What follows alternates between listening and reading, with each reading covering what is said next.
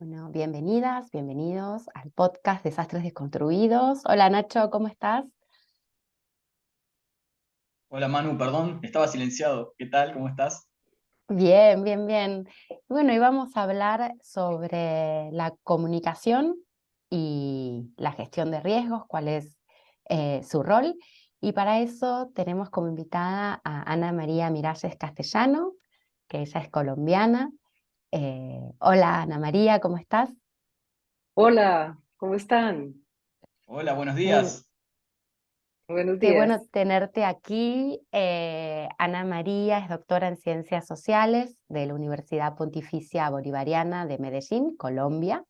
Es también comunicadora social, periodista y profesora universitaria. Hoy en día está dando una materia, un curso sobre sociología de redes digitales en la Universidad Pontificia Bolivariana, también en Colombia. Es autora de varios libros, entre ellos El periodismo público en la gestión del riesgo, publicado por la Comunidad Andina de Naciones, y es creadora y directora del proyecto Periodismo Público Voces Ciudadanas. Es un gusto tenerte hoy aquí con nosotros y nosotras, Ana María. El gusto es mío. Siempre dispuesta a hablar de estos temas tan importantes. Estamos muy contentos de tenerte aquí y lo primero que vamos a preguntarte, yendo de lo más general a lo más específico, como solemos hacer, ¿qué entendés o cuál es el rol, o cuál entendés vos que es el rol de la comunicación en la gestión del riesgo de desastres?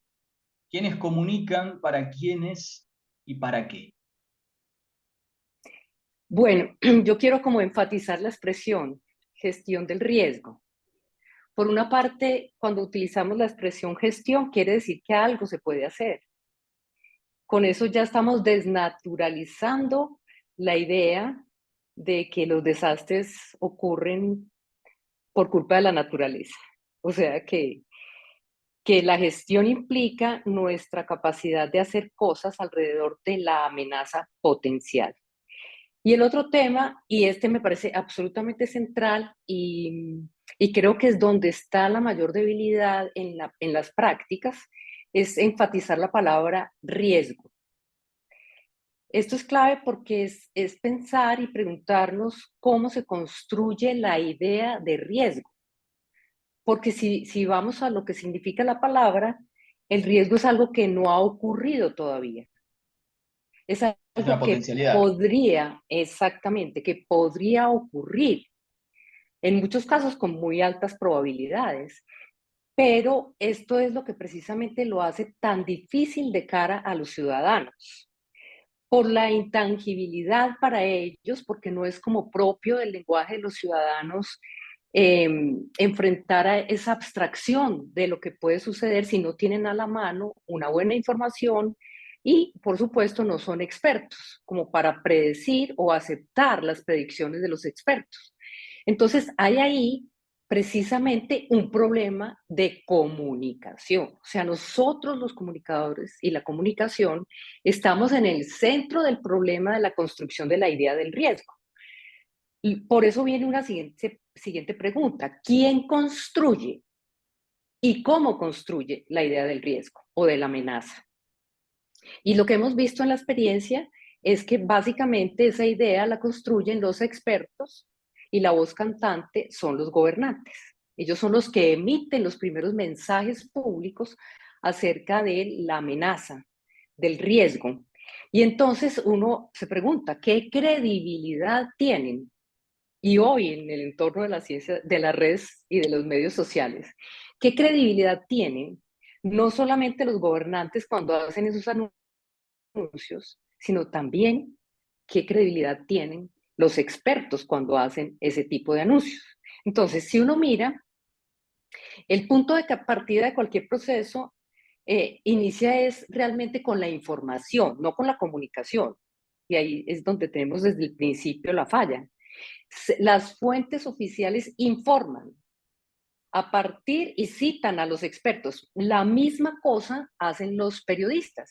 Es puro manejo de información. Todavía no estamos hablando de comunicación. No hay un real proceso de comunicación. Entonces, Claro, las agencias del Estado se acercan también a las comunidades potencialmente afectadas. Pregunta nuevamente, ¿qué tipo de acercamiento hacen estas agencias del Estado a la comunidad? Informativo. Venimos a socializar esa famosa palabra que estoy en una batalla campal hace rato con esa palabra, porque en el contexto nuestro, no sé en el de ustedes, cuando el Estado dice vamos a socializar con la comunidad tal cosa, es les vamos a informar, no vamos a Es vertical, construir juntos, es es totalmente de arriba vertical. para abajo, sí. Claro. Entonces, ese acercamiento es informativo, todavía no aparece la comunicación por ninguna parte, pero los medios de comunicación sí son muy hábiles a la hora de construir la percepción del riesgo, siempre basados en fuentes oficiales. Ellos son los que asustan a la gente, ellos son los que pasan los datos. Entonces, ¿qué es lo que está faltando? La comunicación, el tejido ciudadano en la percepción del riesgo de desastres. Entonces, aquí lo que falta es realmente pensar que los riesgos son procesos construidos socialmente en un doble sentido. Primero, los riesgos construidos por la sobreexplotación de la naturaleza, todo lo que estamos viendo con el problema del cambio climático que hoy nos está forzando a pensar y actuar en términos del desarrollo sostenible. Y la segunda parte del riesgo socialmente construido es la percepción del riesgo. Y esa percepción del riesgo es colectiva. Y cuando tú hablas de algo colectivo, necesariamente debería pasar por un proceso de colectivización. No es de un solo agente que difumina, que insufla esa visión del riesgo, sino que realmente debe ser una percepción colectiva. Entonces, la naturaleza en sí misma no es responsable de ningún desastre, porque precisamente el riesgo, la amenaza, es una construcción en ese doble sentido que acabo de plantear. Entonces, me parece que al final, inclusive, de la pregunta, cuando se dice quiénes comunican, para quiénes y para qué, no se está hablando de comunicación, sino de información. Es un Porque poco, sí, instrumentalista, sí, sí. Sí, cuando caímos en ese se... pecado. Pero es que ese es el pan de cada día, o realmente es la misma sociedad la que lo lleva a uno a... Es decir, la sociedad no diferencia, ni siquiera los expertos diferencian. Casi nadie está interesado en diferenciar entre información y comunicación, y ese es un tema de democracia, o sea, porque la información es condición necesaria, pero no suficiente para la democracia, se requiere comunicación. Entonces, cuando se habla realmente de comunicación, no se pregunta quiénes comunican ni para qué, sino que eh, hay un proceso de interacción. No cabría esa pregunta, o sea, el quiénes comunican, no, nos comunicamos. Y la otra, ¿para qué? El para qué emerge del proceso de comunicación. Y eso es lo interesante, porque es que cuando uno realmente trabaja en la onda de la comunicación, hay muchas cosas emergentes. Ahí es donde hacemos aprendizaje evolutivo. Ahí es donde nos enteramos de cosas que no sabíamos. El que maneja información siempre se las sabe todas y lo que hace es que trata de imponérsela al otro. Y esto en el tema de la gestión de desastres es vital, porque, porque no solamente el experto dice qué es lo que va a pasar y los potenciales peligros, sino que dice qué es lo que hay que hacer en todos los casos, en el escenario del riesgo, en el escenario de la ocurrencia del desastre y en el post-desastre. Y entonces Claro, ahí, Ana, ahí te iba a hacer esa pregunta yo justamente sobre la gestión, las distintas etapas de la gestión que tú estás mencionando. ¿Se habla de una comunicación en las distintas etapas de riesgo? Ahora, con esta nueva perspectiva, que no es de arriba hacia abajo, no es que se pasa la información, sino que ahora la estamos entendiendo, por lo menos yo la estoy entendiendo la comunicación como ese proceso de interacción. ¿Cómo sería ese tipo de comunicación en las distintas etapas de la gestión de riesgo de desastre que tú estás mencionando? yo creo que hay que pasar de la información a la co-construcción con la ciudadanía de la idea del riesgo. No es ir a informarles en la próxima inundación su casa se puede venir abajo. La noción del riesgo es algo mucho más elaborado y yo creo que es realmente a eso a lo que hay que dedicarnos. Si nosotros construimos la noción del riesgo, muchas cosas se facilitan con los sistemas de alerta y todo eso porque la gente ya es parte del proceso desde el comienzo. No es una idea que viene de afuera, entonces se requiere comunicación directa con los potenciales afectados. La discusión sobre el riesgo, sobre la amenaza. ¿Cuál es? ¿Cuáles son esos riesgos? ¿Y cómo se sienten ahí en la gente esos riesgos?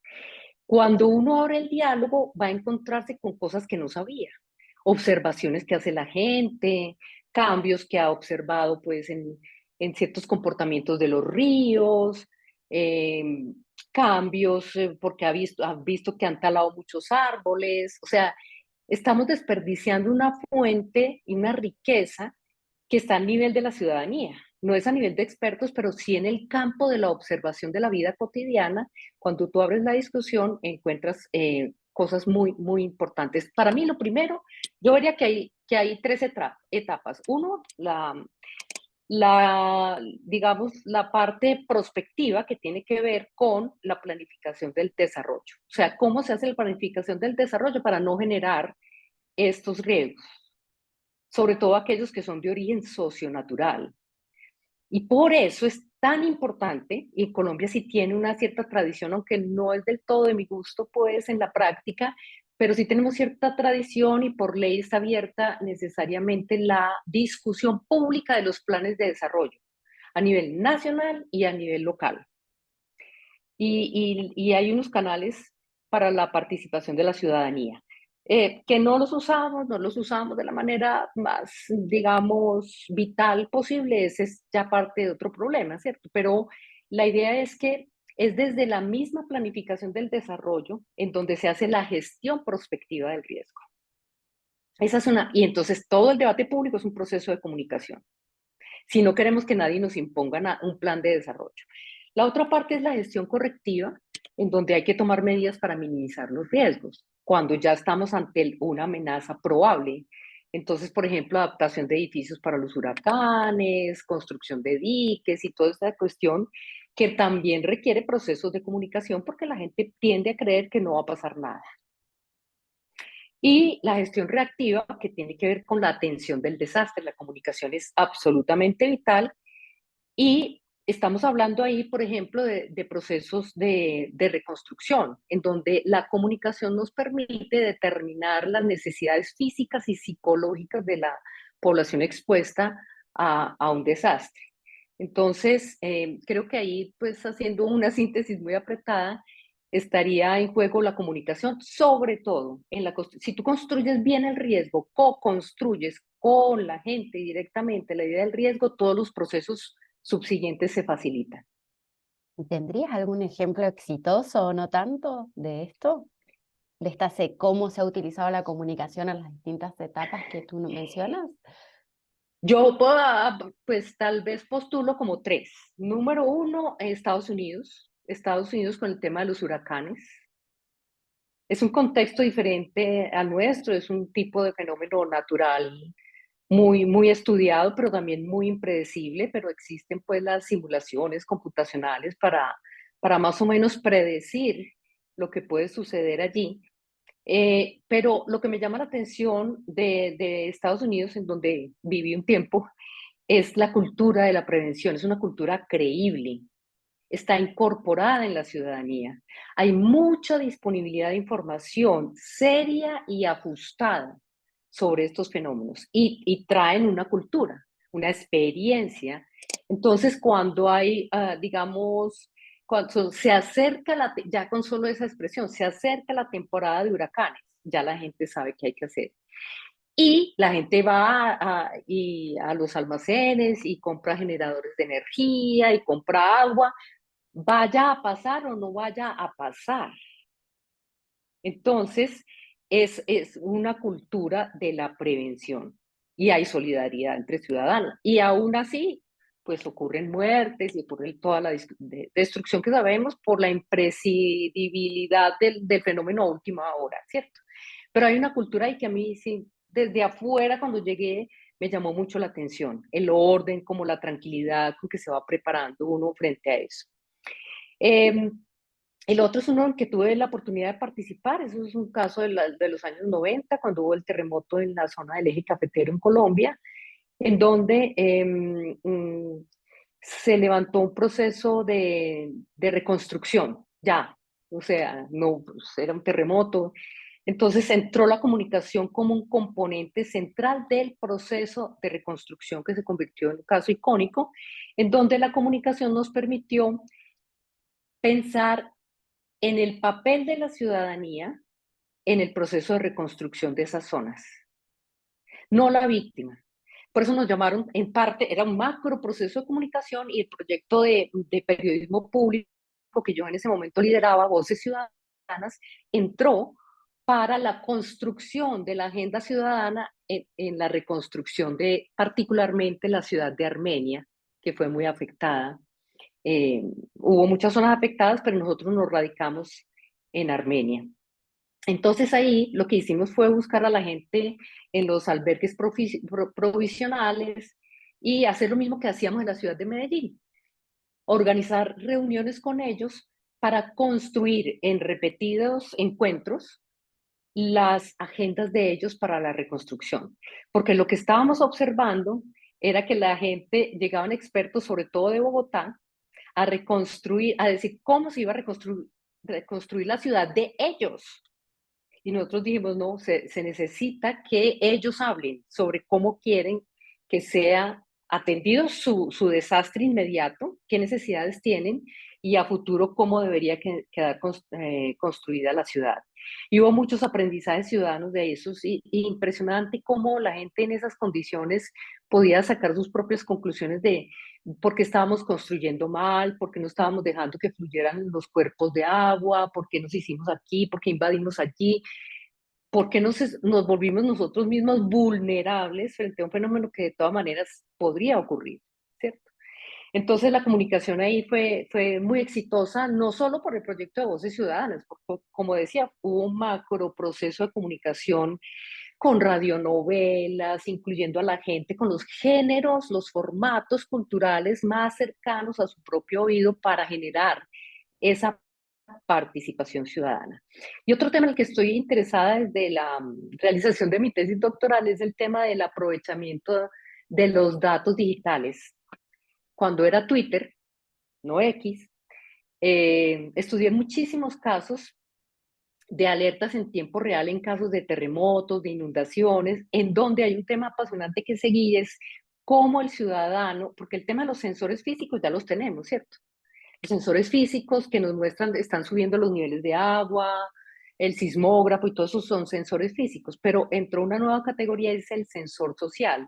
Cuando la gente tuitea, se está moviendo esto, no sé qué, no sé qué. Entonces los japoneses y levantaron unos algoritmos para alertar a la gente en tiempo real. Y hay uno hoy por hoy que usa Google, en donde algunos que están suscritos a esos sistemas de alerta, pues tienen al menos unos segundos para hacer algo. Entonces, hay en la riqueza de los datos digitales una cantidad digamos, de reacciones de los ciudadanos, de reportes de los ciudadanos que incluso pueden ayudar en la prevención de los desastres. Como cuando, creo que fue en Sao Paulo, estudié uno de los casos, la gente empezó a alertar por Twitter, el río está muy crecido, el río está muy crecido, y se convierte en una tendencia, entonces ya capta la atención de las autoridades y de los pares ciudadanos. Yo creo que debemos aprovechar mucho esta riqueza digital. Bien. Esta pregunta está imbricada con lo que venís diciendo, así que medio que ya lo respondiste, pero igual te la voy a hacer.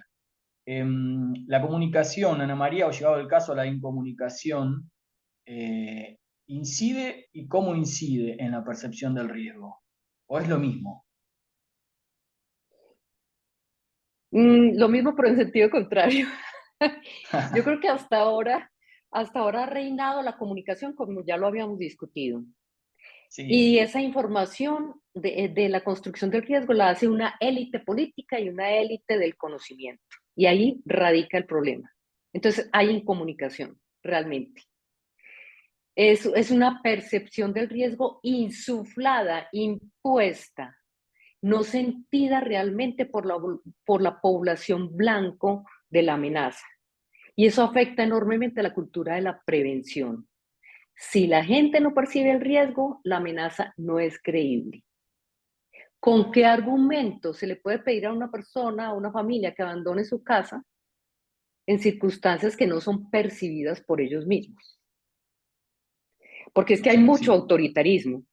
O sea, el peor de los abusos es obligar a evacuaciones ante falta de voluntad de la gente para evacuar porque no hay una comprensión adecuada del carácter del riesgo. Y entonces hay mucho autoritarismo. Claro, en Estados Unidos también obligan a evacuación, evacuación, evacuación. Pero hay, como decía, hay una cultura de la prevención creíble. Cuando te dicen evacúe es porque la probabilidad de riesgo es muy alta. Aquí la gente no cree. Yo no sé qué les pasa a ustedes, pero yo observo en Colombia y como que no, la gente tiende a no creer. O, o pasa que no quiere, o sea, le parece es tan vulnerable, porque es que América Latina tiene ese caso. Minimiza, Y a diferencia, claro. a diferencia de Estados Unidos, en Estados Unidos hay tal vez menos vulnerabilidad. Misma exposición podría ser a riesgos, pero el agravante en América Latina es la vulnerabilidad de la gente. Y entonces hay gente que dice, prefiero quedarme amarrado a mi casa, que es lo único que tengo, y entonces no obedezco ninguna orden. Entonces, en la cultura de la prevención se ve afectada por la condición de vulnerabilidad. Entonces, fíjate que de todas maneras, ese abuso, a mí me parece falta de respeto cuando se le ordena a la gente hacer cosas sin que la gente los comprenda. No entiende por qué tiene que tomar decisiones tan radicales en su vida. Es total, en el término de Richard Sennett, es total falta de respeto por el otro. Es como si el otro fuera un mueble que tú pudieras trastear de un lado al otro sin que pudiera hacer ninguna clase de pregunta. Y esa percepción del riesgo obedece a imaginarios, es centralmente un problema de comunicación. Pero esos imaginarios están hechos no pocas veces de imágenes previas, de prejuicios y de falta de datos y de explicaciones. Entonces, lo primero que hay que hacer es lidiar con el imaginario del riesgo. ¿Cuál es el imaginario del riesgo? Que está ligado a experiencias pasadas, detectar eso. Y eso se detecta conversando con la gente. Porque si consideramos todavía como valiosa, a mí me lo parece la frase de Ignacio Ramonet: ver no es comprender, no basta con la observación física de los fenómenos. Faltan datos, sí, muchos y buenos, y faltan explicaciones para construir la idea de lo que realmente constituye una amenaza. Insisto, algo que no ha sucedido, y ahí en esa intangibilidad es donde tenemos los mayores retos comunicativos. Y como decía antes, si la percepción del riesgo es colectiva, es donde se debe trabajar verdaderamente con la comunicación. La gente implicada tiene que estar en la construcción de esa noción de riesgo. Y es donde veo también hoy muy efectiva la participación de las tecnologías, de los sensores sociales, en interrelación con los sensores físicos. ¿Cómo aprendemos? O sea, ¿cómo estoy aprendiendo? Voy a hablar en primera persona por lo pronto. Me encanta. Absolutamente. Y bueno, y justamente estábamos hablando, bueno, de esta percepción construida y generar esta cultura, el por qué será que la gente no cree. Y bueno, fue una también de las preguntas disparadoras que hemos propuesto en nuestras distintas redes sociales que tiene el podcast. Cristina, ¿cómo estás? Hoy vamos a inaugurar esta sección que hemos llamado Redes con nuestra compañera Cristina, que está haciendo un trabajo maravilloso en las redes sociales. Así que, Cris, porfa, comentanos y contanos a la audiencia en qué consiste y qué has estado preguntando y qué has recolectado. Claro. Hola Manu, hola Nacho, un gusto saludarles y por supuesto Ana Hola, Cris. María, un gran gusto. Lindísimo escucharles y lindísimo escuchar a Ana María. Me uno al comentario de Manu, aprendiendo de todo lo que nos estás compartiendo. Bueno, y les cuento que esta es la primera, estamos inaugurando esta primera sección de redes. Estuvimos haciendo, como menciona Manu, algunas preguntas disparadoras en nuestras redes, tanto en Instagram como en Facebook, como en nuestro Twitter.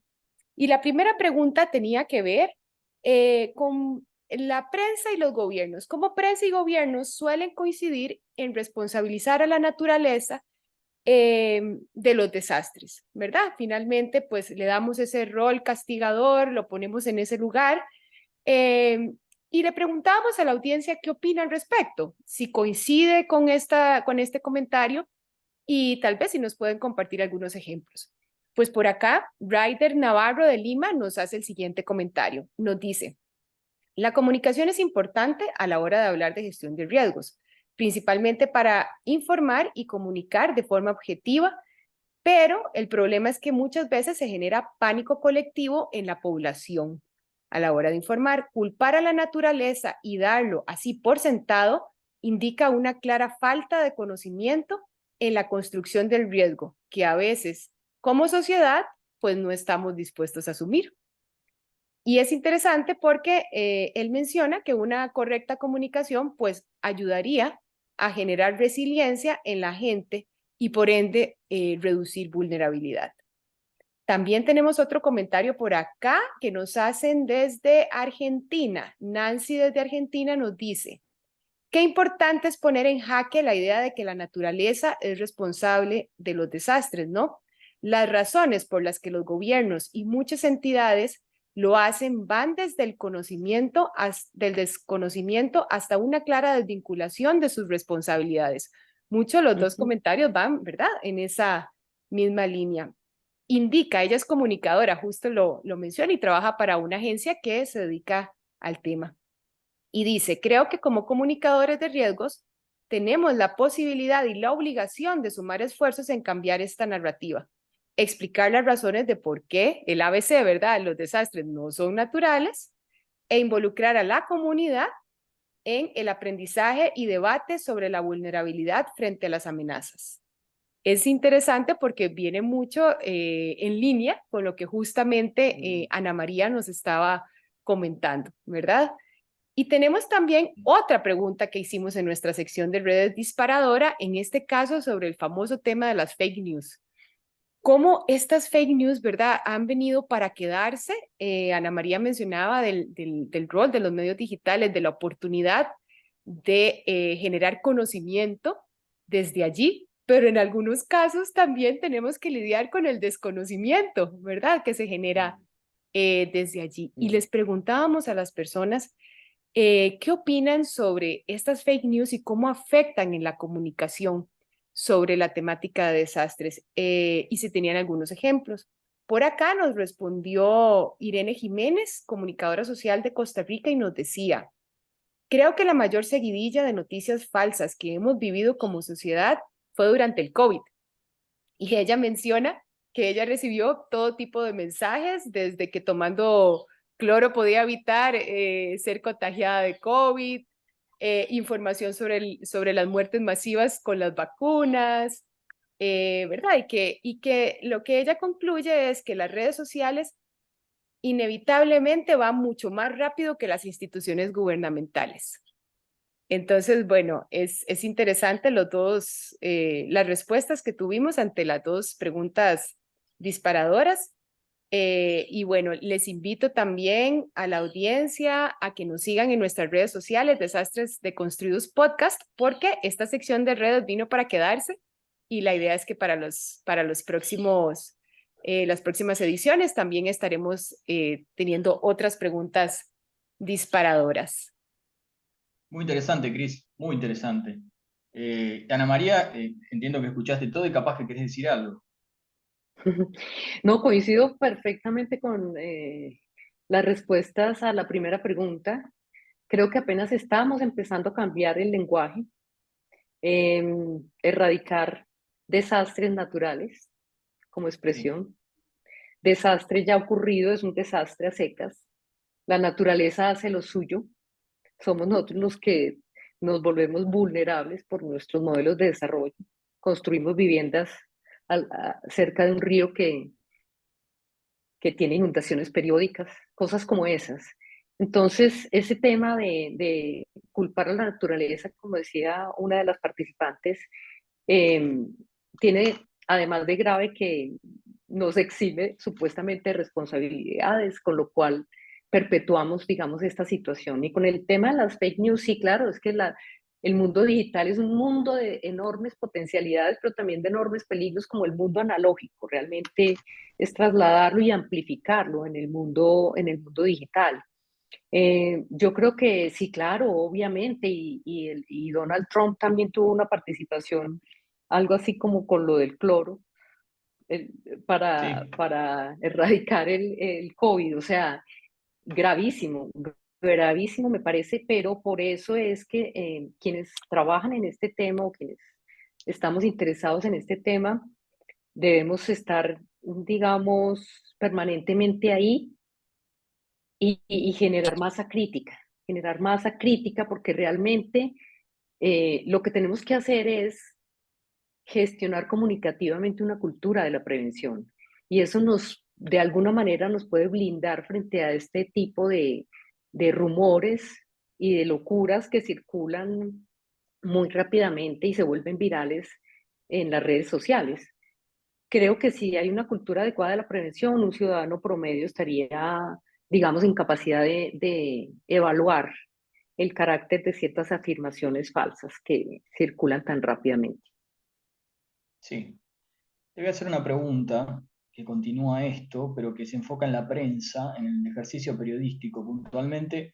Lo que se espera de un profesional del oficio, yo le digo oficio, más que profesión, en realidad sería porque se aprende haciendo, es que profundice sobre el desastre, que busque sus causas más allá del evento, que revise la política pública, que explore si se conocía sobre el riesgo y si hubo esfuerzos para la reducción del riesgo. Sin embargo, lo que vemos regularmente es una cobertura enfocada en los fenómenos de la naturaleza como causantes únicos de los desastres, con poco nivel de profundización sobre las causas.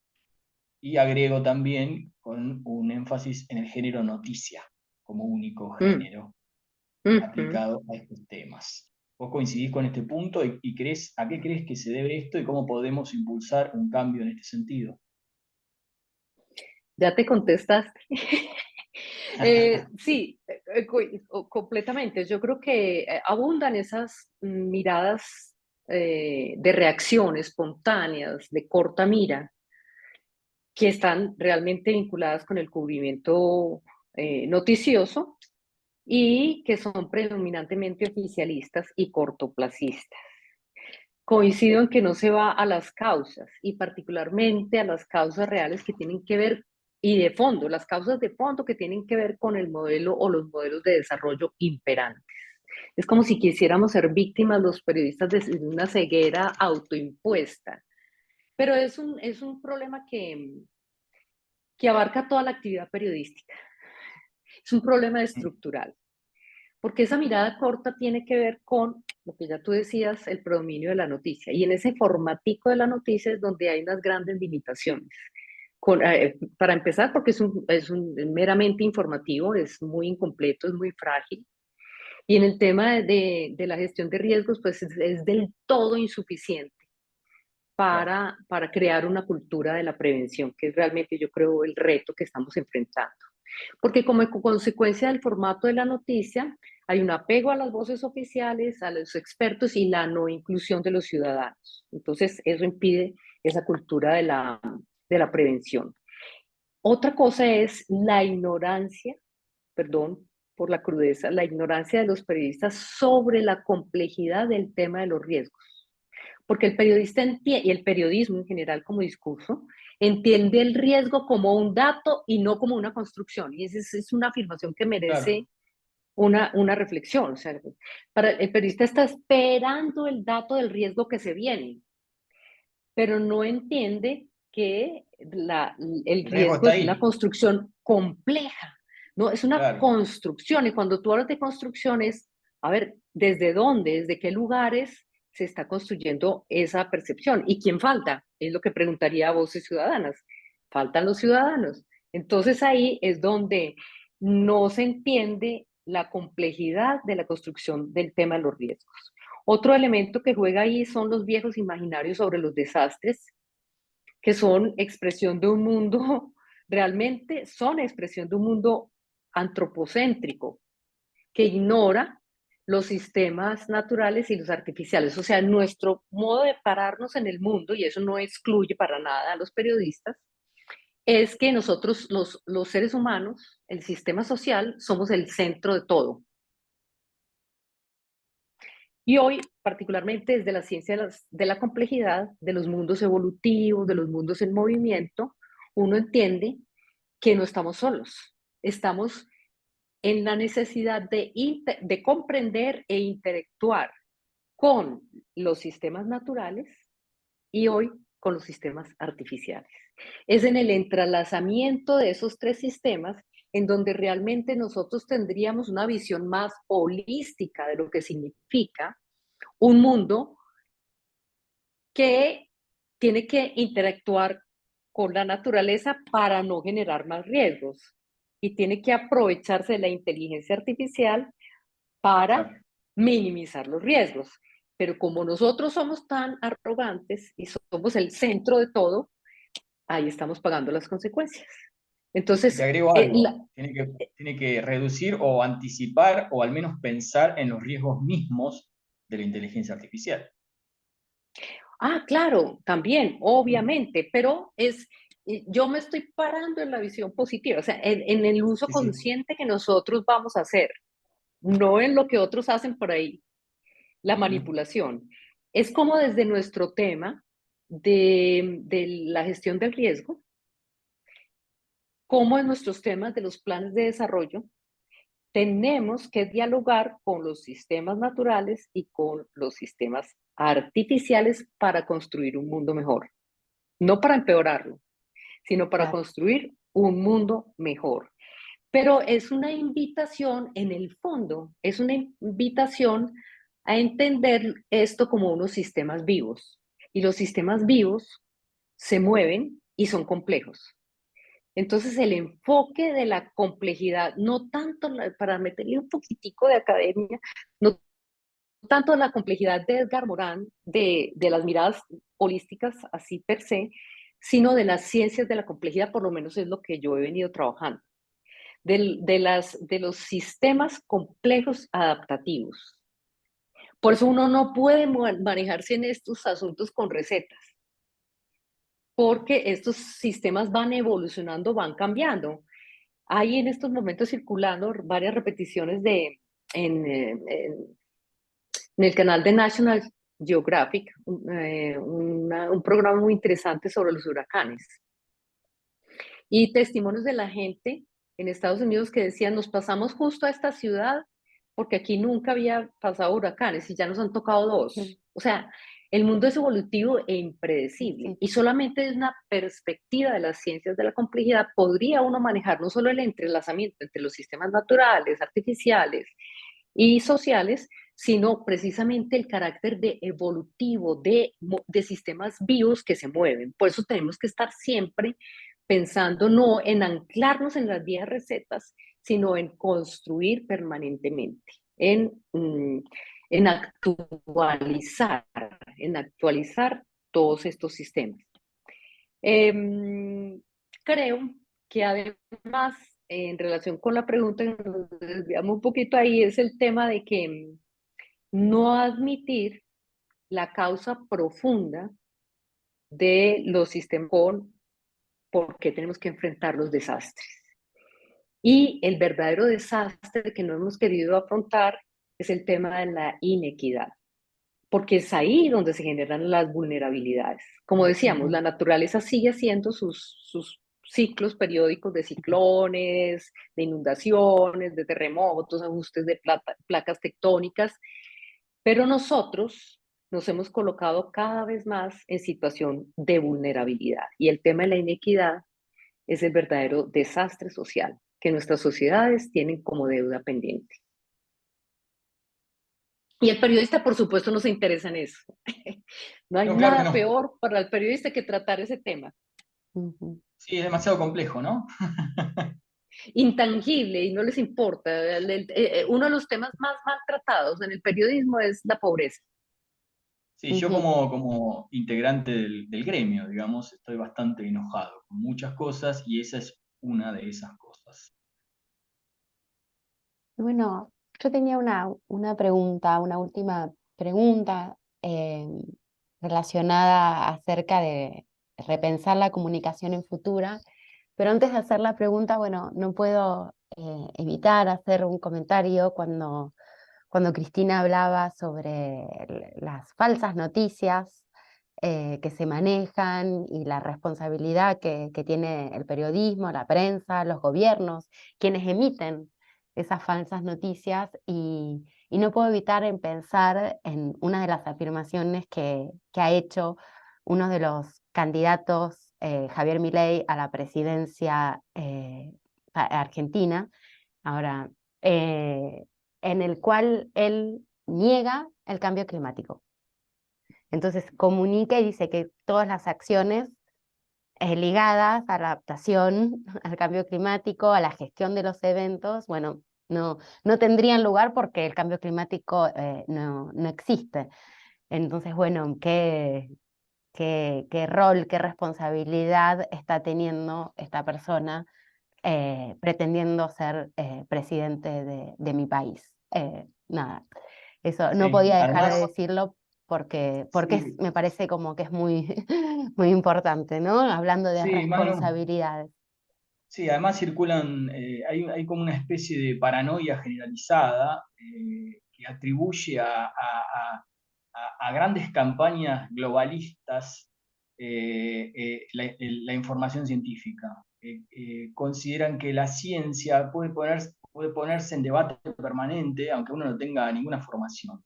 Y el cambio climático o la responsabilidad humana en el cambio climático que estamos sufriendo toca en muchos intereses y muchas veces hay que ver también qué intereses hay detrás de ciertas campañas, de ciertos candidatos. Ujú. Y en este caso puntual, se le saca la responsabilidad humana al cambio climático, o sea que se niegan los estudios del IPCC y se pone en jaque o se pone en discusión algo que ya a esta altura es indiscutible. Así es. Lo que Así pasa es que, que, perdón, meto la sí, por cucharada, es que favor. hay mucha problema de credibilidad porque también ha habido científicos fletados para ciertas causas. Por ejemplo, con el tema del glifosato en Colombia. Entonces, para poder justificar ante la sociedad el uso del glifosato en los cultivos de coca, se utilizan científicos que se dedican a hablar sesgadamente de que no hay efectos negativos, cuando por otra parte la experiencia de los campesinos muestra todos los efectos, son testimonios reales de los efectos negativos para la tierra, para la salud de ellos. Entonces la gente empieza a perder credibilidad, por eso es tan grave el uso de, yo lo digo, fletar científicos que no deberían prestarse pues para eso, porque entonces al final se pierde la credibilidad de pronto sobre el discurso científico y eso sí es muy preocupante. Ujú. Y bueno, esta pregunta, modo de cierre, espero que sea esperanzadora, que nos haga avanzar y mejorar.